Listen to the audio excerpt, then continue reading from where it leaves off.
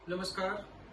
आज 17 महीने बाद दिल्ली के पूर्व deputy chief minister Manish Sisodia को सुप्रीम कोर्ट द्वारा जमानत दे दी गई है। लेकिन हमको इस बात को ध्यान में रखना होगा कि ये जमानत किसी मेरिट के आधार पर नहीं दी गई है, ना ही कुछ ऐसा प्राइमा फेसाई कोर्ट को लगा है कि ये दोषी नहीं है या फिर प्राइमा फेसाई इसमें एक्यूज्ड इनको नहीं बनाया जा सकता। ये जमानत सिर्फ इस आधार पर दी गई है कि हर एक एक्यूज्ड का स्पीडी ट्रायल का अधिकार है, जिसको आर्टिकल 21 इस बात की संरक्षा करता है, इस बात का अधिकार देता है हर एक व्यक्ति को कि स्पीडी ट्रायल, क्योंकि अगर कोई जेल में जाता है, हो सकता है बहुत सारे मामलों में बेगुनाह भी जेल जाते हैं, तो स्पीडी ट्रायल अगर नहीं होगा तो बेगुनाह भी जेल में बहुत दिनों तक रहेंगे। लेकिन मनीष सिसोदिया के मामले में और आम आदमी पार्टी के मामले में ऐसा बिल्कुल नहीं है, क्योंकि इस मामले में 400 विटनेसेस हैं, हजारों पन्ने के एविडेंसेस हैं। इस बात को ध्यान में रखते हुए ऑनरेबल कोर्ट ने कहा कि अगर 400 आपके विटनेसेस हैं तो आगे अभी आपका ट्रायल भी कमेंस नहीं हुआ है और आगे आने वाले कई दिन ऐसे होंगे जब आपका ट्रायल कंक्लूड नहीं हो पाएगा। तो ऐसे में किसी व्यक्ति को जेल के अंदर बहुत दिनों तक नहीं रखा जा सकता।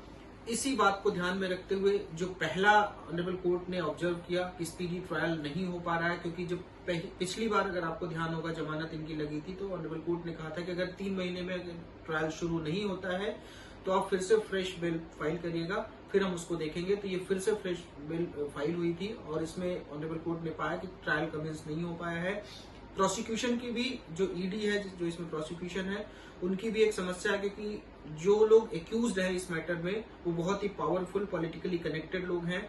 तो ईडी को बहुत ही परेशानी हो रही है परत दर परत खोलने में, एडिशनल चार्जशीट फाइल करने में, क्योंकि ये सारे लोगों ने एक मिलकर क्राइम किया है। तो उस क्राइम को उधेड़ने में, सारे पैसे का लेन देन उधेड़ने में ईडी को इसलिए समय लग रहा है।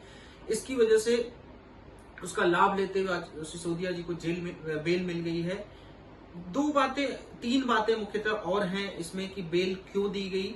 देखिए, जब भी किसी एक्यूज्ड की बेल पर सुनवाई होती है तो ट्रिपलेट टेस्ट अदालतें देखती हैं। ट्रिपलेट टेस्ट क्या होता है? फर्स्ट, फ्लाइट रिस्क नहीं होना चाहिए। अगर एक्यूज का फ्लाइट रिस्क नहीं होगा, ऑनरेबल कोर्ट ने माना, क्योंकि आप एक सामाजिक आदमी है, एक पॉलिटिकल आदमी है, डिप्टी चीफ मिनिस्टर रहे हैं, तो फ्लाइट रिस्क नहीं है, आप देश छोड़ के नहीं जा सकते। दूसरा, क्या जिस व्यक्ति को जमानत दी जा रही है क्या वो विटनेसेस को धमका सकता है, उनको थ्रेटन कर सकता है? तो इसके बारे में ऑनरेबल कोर्ट ने एक कंडीशन भी लगा दी कि आप विटनेसेस, जितने भी विटनेसेस हैं, उनसे मिलेंगे नहीं, उनको धमकाएंगे नहीं, उनसे किसी प्रकार का कोई संबंध नहीं रखेंगे। तीसरा होता है कि क्या डॉक्यूमेंट्स, जो एविडेंटरी डॉक्यूमेंट है, उनको छेड़छाड़, टेम्परिंग की जा सकती है इस एक्यूज द्वारा। तो इसमें ऑनरेबल कोर्ट ने पाया कि लगभग जितने डॉक्यूमेंट्स थे, एविडेंसेस थे सिसोदिया के संबंध में, वो सारे सीज हो चुके हैं, सारे चार्जशीट का पार्ट है। तो अब उसको टेम्परिंग करने की कोई बात ही नहीं होती है, टेम्परिंग करने का कोई मसला ही नहीं है।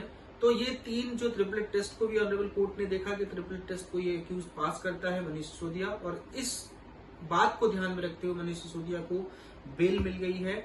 लेकिन एक कुप्रचार किया जा रहा है कि सत्य की जीत हुई। सत्य की जीत अगर होती, पहले दिन या दूसरे दिन अगर बेल मिल जाती, तो हम मानते कि सत्य की जीत हुई। 17 महीने रहने के बाद, वो भी एक टेक्निकल पॉइंट पे, मैं आपको फिर से कहूंगा कि टेक्निकल पॉइंट पे बेल मिली है, मेरिट पे भी इनको बेल नहीं मिली है। ऑनरेबल कोर्ट, सुप्रीम कोर्ट कई बार कह चुका है कि बेल देने का मतलब कतई नहीं होता कि वो एक्यूज एक्विटेड हो गया है, वो एक्यूज बरी हो गया है। बेल देने का सिर्फ ये मतलब है कि टेक्निकली, क्योंकि ट्रायल कमेंस नहीं हुआ है, टेक्निकली क्योंकि ट्रायल होने में बहुत समय लगेगा, तो उस ड्यूरेशन में किसी एक्यूज को इतने दिनों तक जेल में नहीं रखा जा सकता।